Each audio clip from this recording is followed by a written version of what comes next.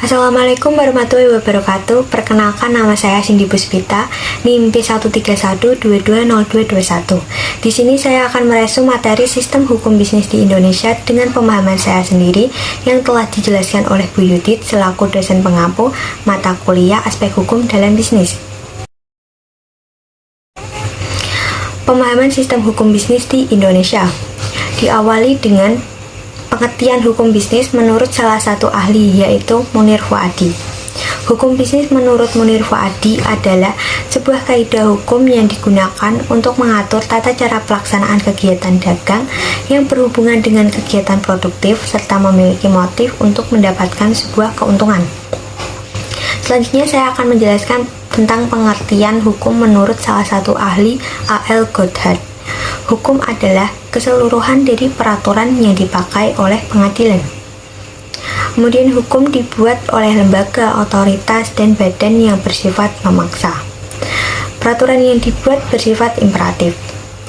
Kemudian ada sumber hukum, yaitu peraturan perundang-undangan, kebiasaan, jurisprudensi, perjanjian, traktat, dan doktrin. Kemudian sumber hukum bisnis, yaitu ada KUH PER, KUHD, dan peraturan perundang-undangan. Kemudian saya akan menjelaskan tentang subjek hukum dan objek hukum. Subjek hukum dibagi menjadi dua, yaitu orang perorangan atau manusia dan badan usaha yang berstatus hukum, seperti PT, yayasan, dan koperasi. Kemudian ada objek hukum atau yang disebut dengan kebendaan. Kebendaan tersebut dibagi menjadi dua, yaitu benda tetap dan benda tidak tetap. Alasan dibagi menjadi dua yaitu bezit, levering, verjaring, dan bezwaring. Sekian penjelasan dari saya. Bila ada salah, mohon dimaafkan. Terima kasih. Wassalamualaikum warahmatullahi wabarakatuh. Assalamualaikum warahmatullahi wabarakatuh. Perkenalkan, nama saya Cindy Puspita, NIM B131220221. Nama badan usaha yang ingin saya dirikan yaitu PT atau yang biasa disebut dengan perseroan terbatas.